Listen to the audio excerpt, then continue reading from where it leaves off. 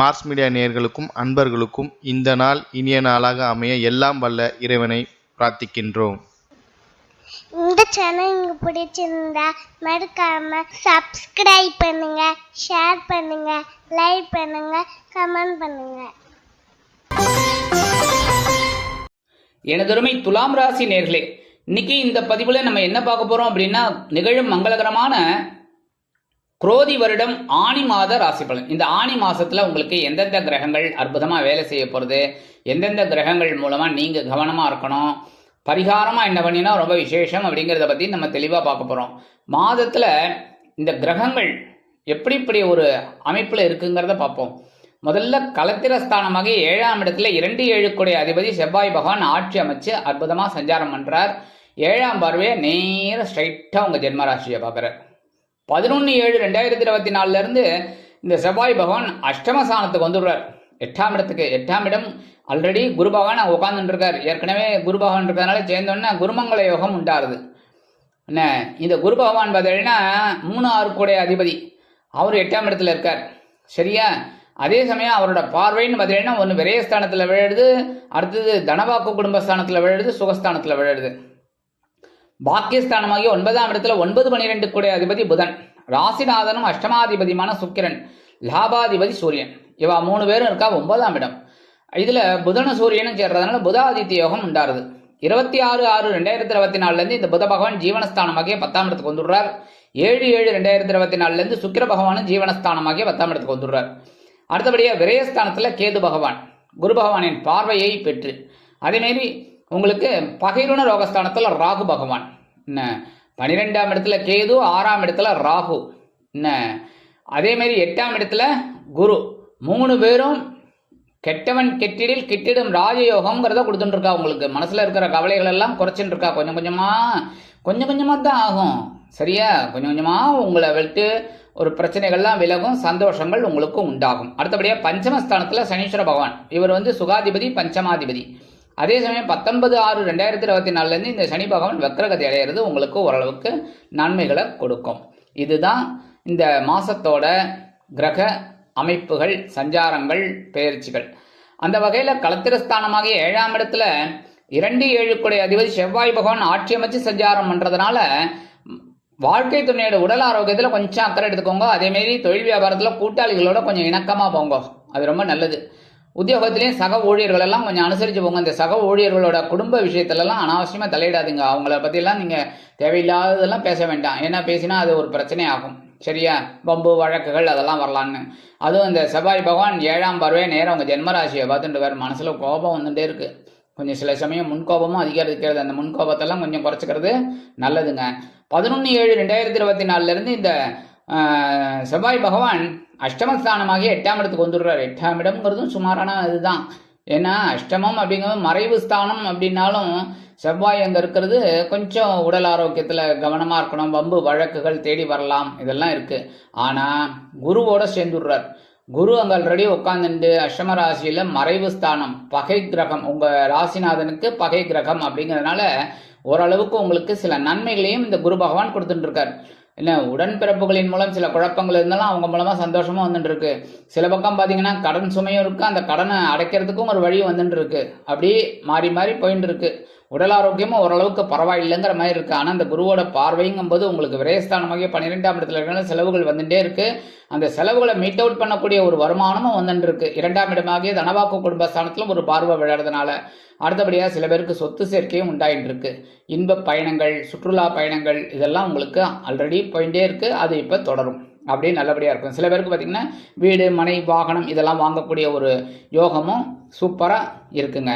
அதேமாதிரி உத்தியோகத்தில் முன்னேற்றமும் பரவாயில்லை, தொழில் வியாபாரமும் சிறப்பாக தான் இருக்கும். அடுத்தபடியாக பாக்கியஸ்தானமாகிய 9ஆம் இடத்துல பாக்கியாதிபதி புத பகவான் இருக்கார். அதே சமயம் ராசிநாதனும் அஷ்டமாதிபதியுமான சுக்கிரன், உங்க ராசிநாதன் அங்கதான் இருக்கார் 9ஆம் இடத்துல. லாபாதிபதி சூரிய பகவானும் 9ஆம் இடத்துல இருக்கார். பரவாயில்ல, ரொம்ப அற்புதமான நாள். ஏன்னா சூரிய பகவான் அஷ்டம ராசியை விட்டு விலகிறதே பெரிய விஷயம். குரு சூரியன் சேர்ந்திருந்தார். இப்போ சூரிய பகவான் 9ஆம் இடத்துக்கு இருக்கிறதுனா ரொம்ப விசேஷமான பலன்கள் உங்களுக்கு கண்டிப்பாக கிடைக்கும். அதேமாரி புதனும் சூரியனும் சேர்ந்திருக்கிறதுனால புதாதித்ய யோகம் இருக்கிறதுனால இந்த கல்வியில் மாணவ மாணவிகள் இந்த கல்வியில் ரொம்ப சிறப்பாக செயல்படக்கூடிய ஒரு வாய்ப்புகள் அவங்களுக்கு கண்டிப்பாக அமையுங்க. அடுத்தபடியாக 26/6/2024 இருந்து புத பகவான் ஜீவனஸ்தானமாகிய 10ஆம் இடத்துக்கு வந்துடுறார். 7/7/2024 இருந்து சுக்கிர பகவான் உங்கள் ராசிநாதனும் ஜீவனஸ்தானமாகிய 10ஆம் இடத்துக்கு வந்துடுறார். இன்னும் பரபரப்பு உங்களுக்கு தொற்றிக்கொள்ளும். பரபரப்பாக இருக்கக்கூடிய ஒரு சூழல், உத்தியோகத்தில் வேலை பளு அதிகமாக இருக்கும். அதேமாரி தொழில் வியாபாரத்தில் வேக வேகமாக வேலை செய்யக்கூடிய ஒரு வாய்ப்புகள். ஏன்னா இப்படி இருந்தால் தான் வருமானம் கிடைக்குங்கிறத தெரிஞ்சுப்பீங்க. அந்த வருமானத்துக்காக நீங்கள் உழைக்கக்கூடிய ஒரு வாய்ப்புகளை பெறுவீர்கள். அடுத்தபடியாக குடும்பத்திலையும் கொஞ்சம் நல்ல விதமான ஒரு சூழல் அமையுங்க. சூரிய பகவான் உங்களுக்கு 9ஆம் இடத்துல இருக்கிறதுனால தந்தையார் ஆதரவாக இருப்பார். தந்தையாரோட உதவி உங்களுக்கு கண்டிப்பாக கிடைக்கும். தந்தை வழி உறவினர்களும் ஆதரவாக இருப்பார். இந்த நேரத்தில் சகோதர சகோதரிகள் ரொம்ப உங்களுக்கு அனுகூலமாக இருப்பாங்க. லாபாதிபதி அப்படிங்கிறதுனால இந்த தொழில் வியாபாரத்தில் உத்தியோகத்தில் முன்னேற்றம் அதிகமாகவே இருக்கும். ஏன்னா 9ஆம் இடம்ங்கிறது பரவாயில்லை, 7, 8 கடந்து வந்துட்டீங்க. அதனால ஓரளவுக்கு சூரிய பகவான் இப்போ உங்களுக்கு ரொம்ப அனுகூலமாக இருப்பார். புதனும் இப்போ ஜீவனத்துக்கு வர்றதுனால பரபரப்பாக இருக்கக்கூடிய ஒரு வாய்ப்புகள். சில பேருக்கு மனசில் பொழுதுபோக்கு அம்சங்கள் அதிகமாகும். அதுக்காகவே சில செலவுகளை மேற்கொள்வீர்கள். அடுத்தபடியாக விரயஸ்தானத்தில் கேது பகவான் 12ஆம் இடத்துல 12ஆம் இடத்துல கேது பகவான் இருக்கிறது ரொம்ப விசேஷம். உங்களுக்கு ஆன்மீக பயணங்கள் அதிகமாகவே இருக்கும். அதனாலே உங்களுக்கு ஒரு தெய்வீக தரிசனம் அதெல்லாம் உங்களுக்கு அமையும். அதுலேயே மனசில் உங்களுக்கு ஒரு சந்தோஷம் இருக்கும். எடுக்கிற காரியங்கள் உங்களுக்கு அற்புதமாக நிறைவேறும். சில செலவுகளை சமாளிக்கிறதுக்கு கடன் வாங்கக்கூடிய ஒரு சூழலும் உங்களுக்கு ஏற்படும். இருந்தாலும் அதை பற்றிலாம் நீங்கள் கவலைப்படாமல் நீங்கள் மாட்டு உங்கள் வேலையை பார்த்துட்டே போயிட்டுருப்பீங்க. ஏன்னா உங்களுக்கு ஆன்மீக எண்ணங்கள் இந்த நேரத்தில் அதிகமாக இருக்கிறதுனால மனசில் இருக்கிற கவலைகள் கொஞ்சம் கொஞ்சமாக குறையறதுக்கு ஒரு வழிவகைகள் கண்டிப்பாக ஏதோ ஒரு ரூபத்தில் உங்களுக்கு கிடைக்கும். அதனாலே மனசில் ஒரு சந்தோஷம் இருக்கும். அது இந்த கேதுவை குரு பகவான் தனது 5ஆம் பார்வை நேராக பார்க்கறதுனால உங்களுக்கு இன்னமும் ஆன்மீகத்தில் அதிகமாகவே ஈடுபாடு இருக்கும். கோவில் கோவில் கோவில்னு போவீங்க. அந்த கோவிலுக்காக சில செலவுகளை செய்வீர்கள். அதன் மூலம் உங்கள் மனசில் ஒரு சந்தோஷம் இருக்குங்க. அடுத்தபடியாக இந்த வெளியூர் அல்லது வெளிநாட்டு பயணங்கள் உங்களுக்கு அற்புதமாக நிறைவேறும். அடுத்தபடியாக 6ஆம் இடத்துல ராகு பகவான் மறைவு ஸ்தானம் அப்படின்னாலும் உங்களுக்கு அற்புதமான ஒரு முன்னேற்றத்தை உத்தியோகத்தில் கொடுப்பார், தொழில் வியாபாரத்தில் கொடுப்பார், கடன் சுமையை கொஞ்சம் கொஞ்சமாக குறைப்பார். அதே மாதிரி உடல் ஆரோக்கியம் கண்டிப்பாக உங்களுக்கு மருத்துவ செலவுகள் குறைய ஆரம்பிக்கும். எடுக்கிற காரியங்கள் இப்போ அற்புதமாக நிறைவேறும். இந்த வெளிநாட்டில் போய் படிக்கணும், வெளிநாட்டில் போய் உத்தியோகம் பார்க்கணும் அப்படின்னு நினைக்கிற குழந்தைகள்லாம் இப்போ ஒரு முயற்சியை மேற்கொண்டீங்கன்னா இந்த ராகு கேது உங்களுக்கு அனுகூலமாக இருக்கக்கூடிய ஒரு சூழல் கண்டிப்பாக அமையும். அடுத்தபடியாக பஞ்சமஸ்தானமாகிய 5ஆம் இடத்துல சுகாதிபதியும் பஞ்சமாதிபதியுமான சனீஸ்வர பகவான் 5ஆம் இடத்துல இருக்கிறது ரொம்ப விசேஷமான பலன்கள் உங்களுக்கு கிடைக்கும். என்னென்னா சில நேரங்களில் சில குழப்பங்கள், சில பிரச்சனைகள், சில மனக்கிலேசங்கள் இருந்தாலும் மனசில் அதுக்கு ஒரு தெளிவான சூழ்நிலை கிடைக்கிறதுக்கு ஒரு வழிவகைகள் கண்டிப்பாக இந்த சனீஸ்வர பகவான் கொடுப்பார். அதனாலே உங்களுக்கு சில நன்மைகள் அற்புதமாக நிறைவேறும். அதுவும் பஞ்சமாதிபதி பஞ்சமஸ்தானத்தில் இருக்கிறதுனால தெய்வீக தரிசனங்கள் உங்களுக்கு கண்டிப்பாக அமையும். அதன் மூலமாகவே மனதில் இருந்து வந்த கவலைகள் கொஞ்சம் கொஞ்சமாக குறைய ஆரம்பிக்கும். அடுத்தபடியாக 19/6/2024 இருந்து இந்த சனீஸ்வர பகவான் வக்ரகதி அடைகிறது பரவாயில்லை, உங்களுக்கு பரவாயில்லை. இருந்தாலும் அவர் கிட்டத்தட்ட வக்ரம் அப்படிங்கும்போது நம்ம சுகஸ்தானம்னு வச்சுக்கலாம். ஆக்சுவலாக அது கிடையாது. ஏன்னா கும்பராசிலேயே தான் அவர் வக்ரகதி அடைகிறார்.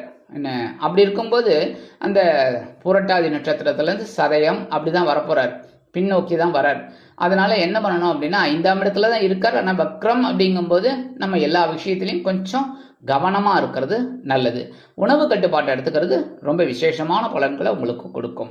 மற்றபடி பரிகாரமாக என்ன பண்ணினா ரொம்ப விசேஷம் அப்படின்னா கண்டிப்பாக முருகப்பெருமான வழிபாடு பண்ணுறது ரொம்ப விசேஷமான பலன்கள் உங்களுக்கு கிடைக்கும். ஏன்னா 7ஆம் இடத்துல செவ்வாய், அடுத்தது 11/7/2024 இருந்து அஷ்டமஸ்தானத்துக்கு வரார். அதனாலே சில குழப்பங்கள் குறையணும் அப்படின்னா முருகப்பெருமான வழிபாடு பண்ணுறது ரொம்ப விசேஷமான பலன்கள் உங்களுக்கு கிடைக்கும்.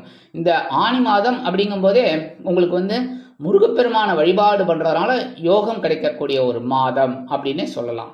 அடுத்தபடியாக மகாலட்சுமி தாயார், ஏன்னா உங்களுக்கு ராசிநாதன் சுக்கிர பகவான் அப்படிங்கிறதுனால மகாலட்சுமி தாயாரை வழிபாடு பண்ண உங்களுக்கு அற்புதமான ஒரு முன்னேற்றம் கண்டிப்பாக அமையும்.